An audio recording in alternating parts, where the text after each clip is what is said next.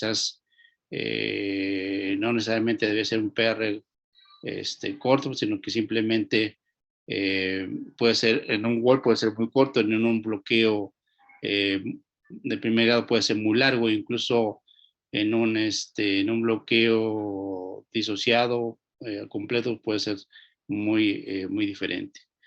La frecuencia cardíaca habitualmente es de 60 a 100 latidos por minuto. Y lo que sí que debemos considerar junto con esto, aunque ustedes no lo van a encontrar en los libros, en las definiciones, va a ser que debe haber una variabilidad del PP, o sea, de la frecuencia cardíaca. ¿Qué quiere decir esto último? Quiere decir que habitualmente el nodo sinusal es una serie de un conjunto de células preparadas a una frecuencia determinada en cualquier situación, dormido, descansando, corriendo, o sea, todo esto nos va a generar una frecuencia determinada. Lo que le puede dar realmente, lo que es un ritmo sinusal, es la variabilidad de la frecuencia cardíaca o el RR. ¿Por qué? Porque si yo tengo una taquicardia trial, ¿sí? Esa taquicardia no va a tener la variabilidad, que dicta el no sinusal a referencia de lo que es el efecto del simpático y parasimpático.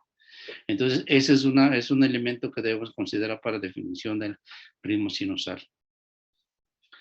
Entonces, ¿qué cosa es una arritmia? Pues la arritmia es un ritmo que es totalmente diferente a lo que ya definimos como ritmo sinusal. Entonces, esa es una arritmia. Básicamente puede ser por un mecanismo ya establecido de generar una un determinado circuito diferente, un determinado foco diferente o un bloqueo en su estructura, pero esto es lo que podemos considerar arritmia. Es un ritmo diferente al ritmo sinusal. Entonces, en la génesis de las arritmias habitualmente tenemos ya mecanismos bien establecidos por los cuales se generan y se mantienen las arritmias. Entonces, estos ritmos, estas génesis son habitualmente los que ustedes pueden en la diapositiva, y habitualmente podemos considerar estos tipos. Primero es el automatismo, y el automatismo puede ser normal cuando consideramos que está en una célula, en un conjunto de células que generan impulso por sí mismas, que puede ser el nodo sinusal, el nodo AB, el GIS, las ramas, la rama derecha, la rama izquierda, el Purkinje. Entonces, ese es un automatismo normal. El automatismo anormal es el que habitualmente se genera en células que antes no tenían precisamente esta calidad de generar un impulso por sí mismas, sino que eran células banales, células que se dedicaban simplemente a la contracción. El siguiente mecanismo es la actividad disparada, y en la actividad disparada tenemos dos entidades que son la actividad disparada tardía y la actividad disparada temprana. Y ahorita vamos a revisar cada uno de esos casos. Finalmente tenemos los trastornos de la conducción, y aquí vamos a englobar varias cosas, y el mixto, en donde podemos tener un automatismo normal con un trastorno de la conducción, o podemos tener actividad disparada con trastorno de la conducción. Entonces esos son un complejo mixto. En esta diapositiva podemos prácticamente englobar todo lo que son las arritmias. Entonces, si nos vamos primero a lo que se llama automatismo, como dijimos normal, entonces podemos tener una taquicardia sinusal, una taquicardia nodal, una taquicardia anormal del nodo sinusal, o una taquicardia normal del nodo AB. Cuando es anormal, entonces estamos hablando habitualmente de taquicardias automáticas, taquicardias incesantes del nodo sinusal, taquicardias incesantes del nodo AB, o una taquicardia helicoidal. Entonces, eso habitualmente es lo que podemos generar con un automatismo anormal. Y la actividad disparada entra en esta otra parte, ¿sí? Generando cualquiera de las arritmias que estamos viendo acá. Mientras que la otra parte de las alteraciones de la conducción, habitualmente tenemos los bloqueos sin reentrada, que podemos hablar que es un bloqueo sinoatrial, un bloqueo auriculoventricular, un bloqueo intraventricular, como lo que ya vimos de bloqueos de rama derecha o rama izquierda, o los bloqueos con reentrada, y aquí podemos hablar de taquicardia sinusal por reentrada, taquicardia atrial por reentrada, flóter auricular tipo 1, o los tipos noismo dependientes, la taquicardia por entrada intranodal, la taquicardia por vía accesoria, la taquicardia ventricular, ¿sí? Y también en este también se incluye algo que se llama la reflexión. Finalmente, la combinación de estos más estos dos mecanismos que son el automatismo y la actividad disparada, la combinación de estos puede ser un mecanismo mixto. Voy a meter, si me da tiempo, voy a pasar dos coros, porque el del doctor Ortiz necesita anestesiólogo y el doctor Sosa no pudo venir. Entonces me voy a esperar a ellos, voy a ver qué tardan. Ya me subí al primero. Okay. Y voy a meter en la sala 2 los marcapasos, voy por el acto. Pero aguántame, ¿no? Porque tengo la sesión. ¿A qué horas? A las 8. Bueno, mientras lo voy pasando. Ok, entonces el automatismo normal es lo que aquí representamos. Ese es el potencial de acción de una célula que tiene un automatismo normal. ¿Cuál es la característica? Su fase 4 es una fase ascendente hasta llegar al umbral adecuado y hacer un disparo. Entonces, esa es la característica principal. Ahora, ¿cuáles son las corrientes o los elementos que nos crean un automatismo normal? Pues habitualmente son las corrientes de potasio, la IK y la IK1, ¿sí? O las corrientes transitorias de repolarización, y la IF, que es la corriente Fanning, que es una corriente que habitualmente se considera que antes se consideraba que era la responsable del automatismo del nodo sinusal, pero actualmente se ha visto que quizás participa en un 30 o un 40% nada más del automatismo que tenemos. Entonces, ese es el potencial de acción que estamos viendo en cuanto a una célula que tiene un automatismo normal, y aquí estamos viendo las corrientes que originan tanto la IK como la IF, y el intercambiador de sodio-calcio y la corriente misma del calcio, que nos van a generar un automatismo normal. Entonces, si nosotros hablamos de automatismo normal, por tanto tenemos que el nodo sinusal tiene un automatismo normal, que el nodo AB, que el GIS, que el Purkinje. Pero fíjense aquí la frecuencia que genera cada uno de ellos, los latidos que generan por minuto cada uno de ellos. Entonces, habitualmente el nodo sinusal es la estructura que genera una frecuencia mucho más alta. Por tanto, siempre va a predominar en los corazones de todos los seres vivos. Mientras que el nodo AB es el siguiente sucedáneo, donde tiene una frecuencia más baja, ¿sí? Y que si el nodo sinusal no está funcionando, entonces el siguiente grupo de células que va a tomar el comando va a ser el nodo AB.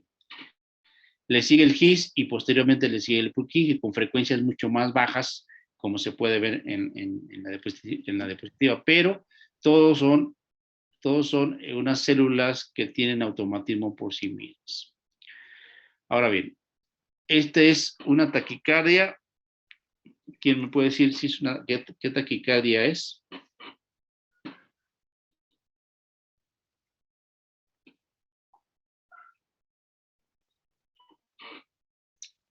¿Alguien?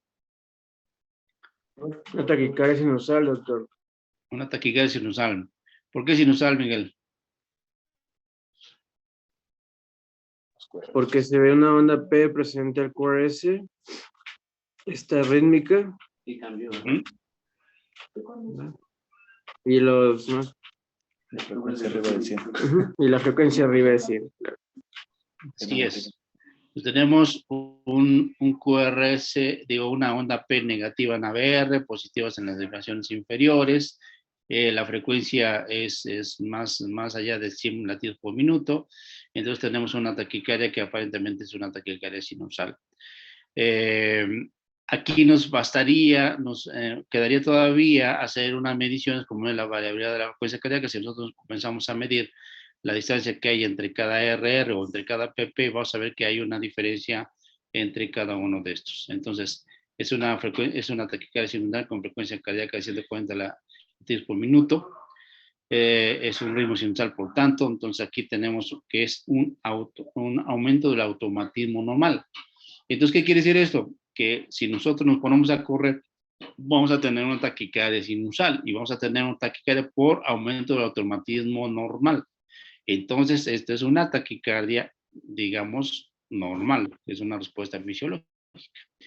Y aquí, ¿qué ven ustedes? Aparte de lo que hace ver la diapositiva.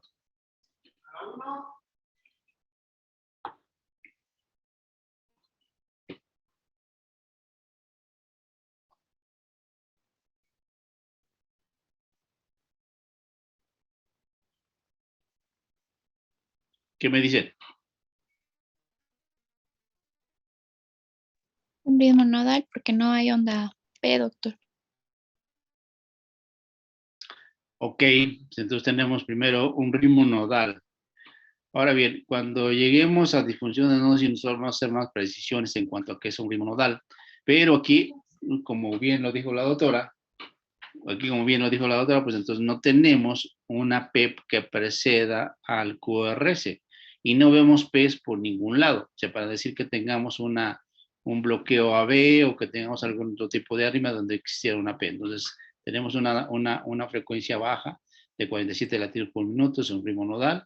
Entonces, este marcapaso, que es el que sigue después del nodo sinusal, está tomando, entonces aquí estamos hablando de una arritmia. Entonces, las arritmias no necesariamente son las que son rápidas, porque de pronto nos quedamos con la idea de que las arritmias son las rápidas y que los ritmos lentos no los consideramos a veces como arritmias, sino que los consideramos ahí como muy aparte. Entonces, esta es una arritmia lenta. Su mecanismo es que el nodo sinusal no funciona, dejó de funcionar. Entonces tenemos aquí una frecuencia, por tanto, más baja y que está tomando el sucedáneo, el comando, ¿no? Ahora bien, aquí tenemos brevemente lo que consideramos enfermedad de nodo sinusal. Son cinco entidades. Cuando veamos enfermedad de nodo sinusal, la vamos a hacer un poco más descriptivo. Entonces tenemos bradicardia sinusal, paros sinusales, incompetencia gonotrópica, síndrome radical de taquicardia o bloqueos sinoauriculares.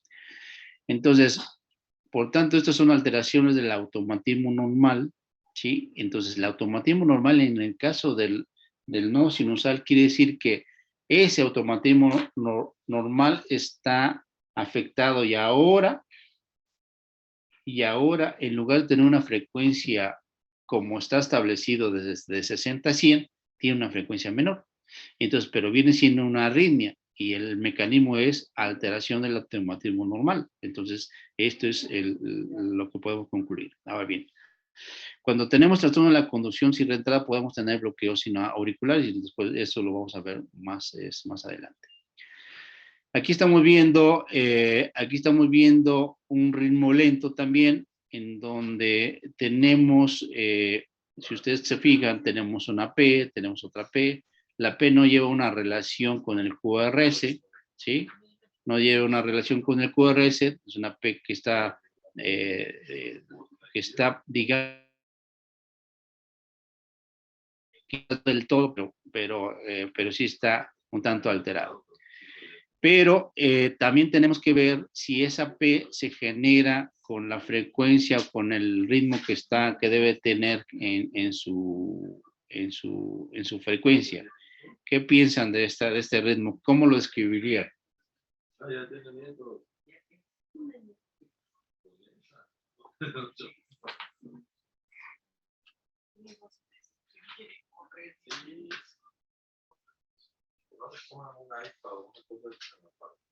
Doctor, la segunda P es una P pues que no sería sinusal porque es una onda P que tiene un PR diferente, es un PR corto comparado con el previo. La morfología de la onda P impresionara que fuera diferente. Entonces es un ritmo atrial. Ok. Entonces, primero vemos la relación del P con el QRS. Entonces, tenemos una P que posiblemente conduzca al ventrículo, no estamos seguros. Luego nace otra vez, aparentemente, el inicio de la P que sigue parece que ser esta, ¿sí? Pero aquí está demasiado pegada al QRS, entonces lo más probable es que no conduzca absolutamente nada para el ventrículo. Después vemos un QRS sin onda P y aparece una onda P posterior, pero esta morfología que estamos viendo aquí no parece ser la morfología que estábamos viendo acá. Y esta morfología, la siguiente onda P, se parece mucho a la que estamos viendo aquí, a pesar de que se está sobreponiendo a la onda T. Entonces, aquí tenemos, por tanto, parece que son P sinusales, ¿sí? Y entonces, si yo mido, el PP sinusales tiene una longitud diferente al PP del otro ritmo que tiene, ¿sí? Y por supuesto, cuando deja de existir este ritmo, sale el ritmo sinusal. ¿Qué diagnóstico harían en este paciente?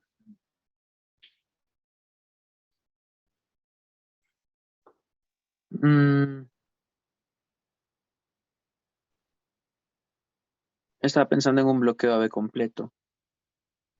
Bloqueo B completo. ¿Por qué bloqueo B completo? Porque pues las ondas PES no tienen una relación necesariamente con el QRS. Hay una disociación de ondas PES y de complejos QRS. Ok, ¿qué otra característica debes tener aparte de que aparentemente no hay una correlación, Ariel? ¿Qué otra característica debes tener? Para decir, El si intervalo, tiene un bloqueo AB completo, ¿cuál sería la siguiente característica que tiene mucho peso para decirlo? que el intervalo de las ondas PES sea regular. Ajá. Que el intervalo entre ondas PES sea regular. Y el intervalo entre QRS es igual. Tiene que tener cierta correlación también. Perfecto. Entonces, fíjese bien. Yo tengo que medir el RR, ¿sí? Y ver qué está sucediendo. Si el RR es regular en todos los latidos, ¿de qué hablamos? De un bloqueo auriculoventricular completo. Es como el bloqueo auriculoventricular completo con fibrilación auricular. ¿Qué sucede? La fibrilación auricular está disparando a unas cosas muy rápidas, ¿sí? Y el QRS se mantiene igual. Entonces, ¿qué quiere decir? Pues que no está conduciendo ninguno a través del nodo AB. Y entonces, si nosotros vemos aquí esta situación, aquí, quizás este RR es parecido a este RR, pero no es parecido a este. Entonces, ¿qué quiere decir? ¿Tenemos un bloqueo AB completo? No. No, porque esta P acercó el QRS al previo. Y entonces, este está pasando por el nodo AB. Entonces, si nosotros decimos que tiene un bloqueo AB completo, entonces pues, no podríamos afirmarlo, no podríamos sustentarlo cuando tenemos esta conducción. Podemos hablar de un bloqueo AB de tercer grado avanzado, ¿sí? Un bloqueo de tercer grado avanzado en donde hay algunas P's que van a conducir. Entonces, ahí sí cabe la definición. Entonces, medimos los PPs, medimos los RRs y checamos qué está pasando con esto. Entonces, tenemos un ritmo nodal intermitente, tenemos un ritmo sinusal también intermitente porque el último captura, ¿sí? Y hay un ritmo auricular diferente al ritmo sinusal y hay un bloqueo AB que también llamamos intermitente. Entonces, podemos considerar que este es un bloqueo AB de tercer grado, de grado avanzado. ¿Cuál es el mecanismo? ¿Sí? O sea, para ir metiendo a las bradicardias en los mecanismos de cómo se generan las arritmias. El mecanismo estudiante es la falta de generación de impulso del nodo sinusal. O sea, tenemos un trastorno del automatismo normal. Y tenemos un automatismo anormal. ¿Por qué? Porque está generando un ritmo auricular que en células que no estaban preparadas para generar un ritmo o tener una excitabilidad del corazón, sino que está generando un ritmo anormal. Y la siguiente parte tenemos un trastorno de la conducción sin reentrada. ¿Por qué? Porque tenemos bloqueos, ¿sí? AB y no hay una reentrada. Entonces tenemos, estos son los tres mecanismos diferentes de este trazo. Como ustedes se pueden fijar, no es tan sencillo hablar del mecanismo de genes de las aremias en un determinado trazo. A veces hay que conjuntar varios. ¿Alguna pregunta hasta aquí? No, doctor. ¿De qué lado va a trabajar este? Del lado izquierdo o de donde te acomodas. No ¿Sí? tengo problema. ¿Ninguna pregunta? ¿No? No, doctor, Bueno, todo bien, No, gracias. doctor.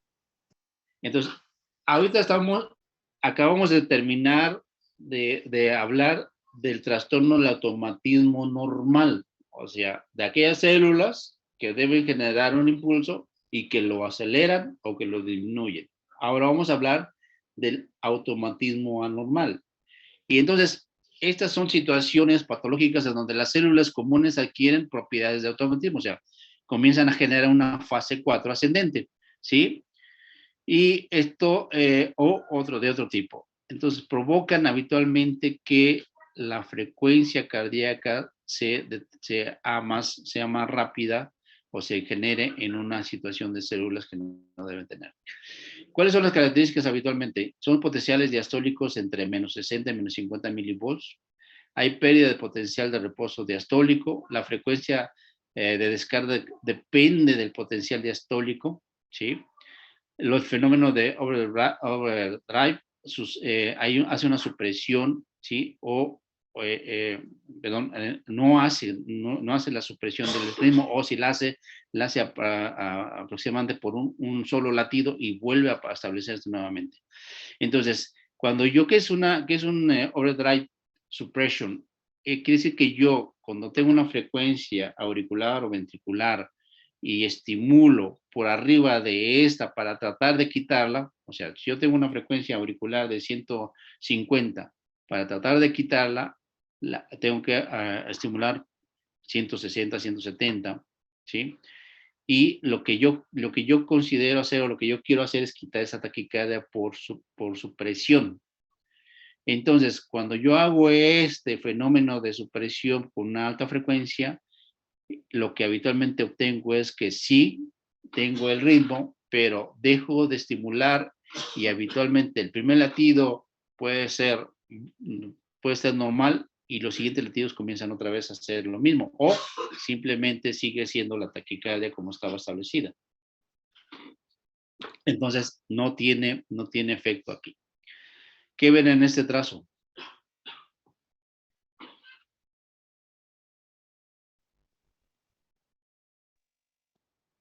Se pasa de un ritmo, pues que aparentemente parece ser sinusal. Los primeros dos QRS están precedidos por una P, que es de la misma morfología, que tiene un PR que es regular, y posteriormente pues se subsiguen, o sea, se siguen de QRS que están caracterizados por no estar precedidos de una onda P. Tienen complejos QRS que tienen una morfología anormal, son predominantemente negativos, y tienen también ondas P que son anormales, son más altas. Eso es una taquicardia, probablemente una taquicardia ventricular. Ok, bastante bien descrito. Entonces, miren, tenemos primero un ritmo que aparentemente es sinusal, tenemos una P bifásica, más, menos, ¿sí? Y de pronto entra un ritmo totalmente auricular diferente al QRS previo. Si nosotros vemos el acoplamiento que tiene del QRS al QRS, digamos, del ritmo anormal, es más corto que el RR que teníamos previamente. Entonces quiere decir que esta podemos considerarla como una extrasístole, ¿sale? ¿Por qué? Porque se adelanta. Pero después, ¿qué sucede? Después sucede que este ritmo se mantiene, ¿sí? Se mantiene, pero si yo veo el RR de este ritmo con el RR de este ritmo, aparentemente que es, aparentemente está más largo, tiene una frecuencia menor que el ritmo sinusal. Entonces, esto es algo anormal. Entonces, generó un ritmo lento, ¿sí? Con una extrasístole se genera un ritmo lento, ¿sí? Y se establece. Entonces, ¿qué pasó con el nodo sinusal? El nodo sinusal dejó de funcionar y se adquirió un automatismo anormal en los ventrículos. Y posteriormente sigue los latidos y nuevamente cuando el nodo sinusal comienza a funcionar, ¿sí? Aquí en este caso hay una P, pero una P que no conduce, entonces es el último latido del ritmo anormal, ¿sí? Por automatismo anormal y comienza otra vez el ritmo sinusal. Entonces, este es un ejemplo de un automatismo anormal. Unas células, a pesar de ser un ritmo ventricular, es un ritmo bastante lento. Ahí él dijo que era una taquicardia ventricular. Después, cuando hablemos de taquicardia ventricular, vamos a hacer unas connotaciones, pero ahí hay mucha discusión de qué llamarle taquicardia ventricular y qué no. En consideración podemos decirnos que es un ritmo ventricular y después ya le podríamos poner apellido si es taquicardia o no es taquicardia. Entonces, hasta aquí tenemos lo que se llama automatismo normal, o sea, unas células que no estaban preparadas, que no fungían como marcapasos, ahora lo están haciendo. Entonces, esas son las características que nos están generando. La otra parte de las arritmias, el siguiente mecanismo es la actividad disparada. La actividad disparada habitualmente se genera por impulsos que se presentan en la fase 2, 3 o 4, ¿sí? del potencial de acción. Habitualmente se deben a trastornos por isquemia, por alteraciones electrolíticas, ácido bases o por toxicidad de algunos fármacos que estamos dando al paciente. Entonces, cuando hablamos de postexploraciones tempranas o actividad disparada temprana, entonces generalmente eso se genera en la fase 2 o la fase 3. Y esto es muy frecuente de los pacientes que tienen síndrome de QT largo. Esto es uno de los mecanismos de establecimiento de las arritmias en los pacientes que sufren de esta anomalía. Entonces, antes de que termine la fase 2, ¿sí? Se genera un impulso, ¿sí? Y este impulso puede mantener una taquicardia o puede simplemente verse como una extrasístole. Entonces, este es los postpotenciales tempranos. O sea, se generan en la fase 2 o en la fase 3. Aquí estamos viendo cada una de estas pequeñas espigas es una postdespolarización o puede expresarse como una serie de eventos muy rápidos, ¿sí? En un potencial de acción que estaba en la fase 2. Entonces, esas son las postdespolarizaciones tempranas. Ahora, las postdespolarizaciones tardías habitualmente se relacionan con un aumento del calcio a nivel intracelular, habitualmente del sarcoplasma rugoso. Entonces, vamos a ver que es uno de los mecanismos catalogado como patognomónico de la intoxicación digitálica, en donde hay taquicardias auriculares o ritmos auriculares diferentes, y este es un fenómeno de esto. Entonces, aquí vemos que tenemos un potencial de acción. Inmediatamente cuando entra a la fase 4 se genera un nuevo potencial y este genera a su vez nuevos eventos para generar una taquicardia por postdespolarizaciones tardías. Entonces, este es el siguiente mecanismo de génesis de las arritmias. Bueno, una de las patologías que más se estudian actualmente, o de las arritmias que más se estudian actualmente, es la fibrilación auricular. La fibrilación auricular habitualmente está generada inicialmente por los postdespolarizaciones tardías o tempranas o automatismo normal, en donde en las células miocárdicas que existen en las venas pulmonares. Entonces, esas generan un disparo, ¿sí? Sale a la aurícula y si no hay ningún problema, pues simplemente es como si fuera una extrasístole o dos extrasístoles auriculares, ¿sí? O una taquicardia auricular, porque tenemos también taquicardias de las venas pulmonares muy rápidas. Entonces, este constante macheteo de la alteración eléctrica de las células en las venas pulmonares, que está bombardeando a las aurículas, va finalmente a generar alteraciones a nivel auricular. ¿Y qué nos genera? Bueno, habitualmente nos genera un sustrato en donde la anatomía o la histología de las aurículas se van alterando.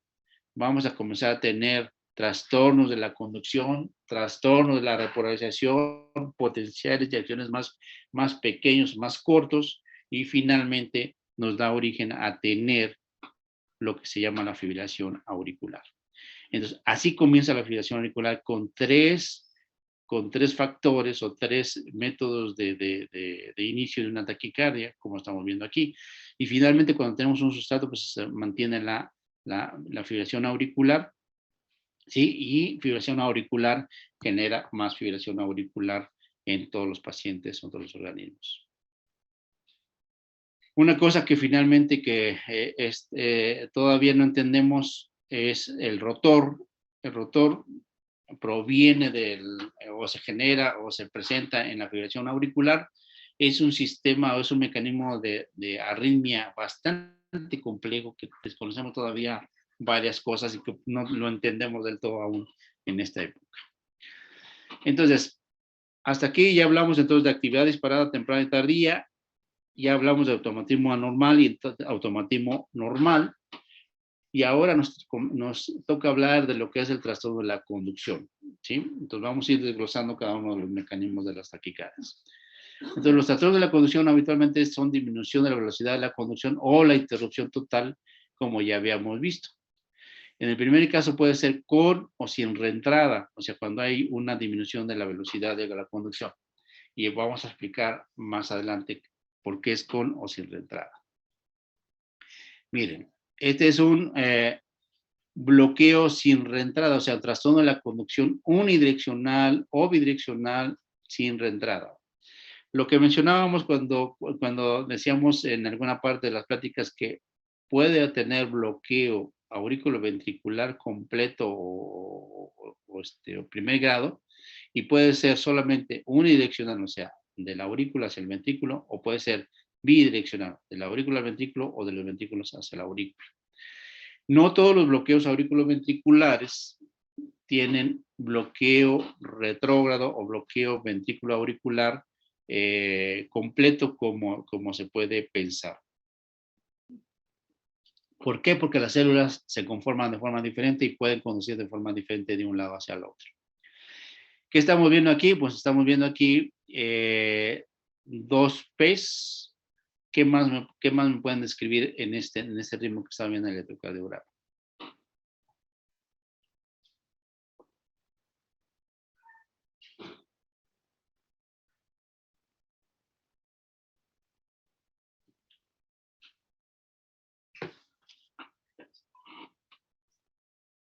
¿Quién me dice?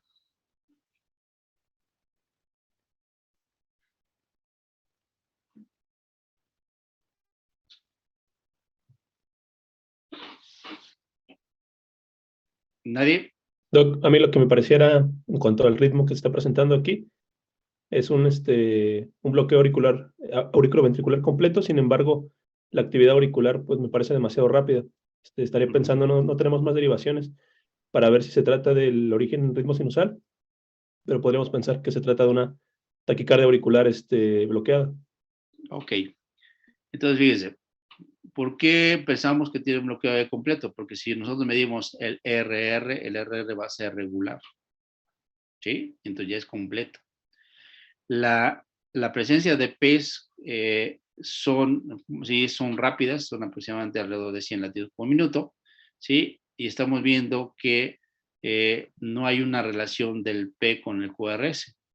Entonces, aquí el mecanismo que tenemos es un bloqueo auriculoventricular unidireccional y sin reentrada.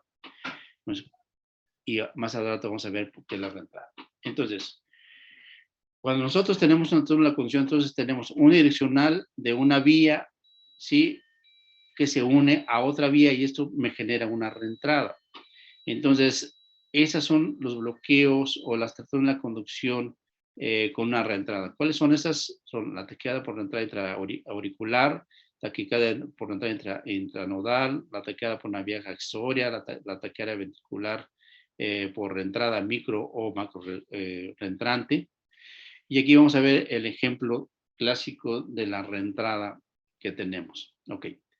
El nodo sinusal, el nodo AB tiene habitualmente dos vías. Una vía que se llama lenta y una vía que se llama rápida. Entonces, habitualmente la frecuencia cardíaca viene del nodo sinusal a través del tejido auricular y llega al nodo sinusal. Entonces, ¿qué es lo que genera? Es que la despolarización pasa por la vía rápida, ¿sí? Y va a llegar al GIS y llega a las ramas y llega a los ventrículos y no hay ningún problema.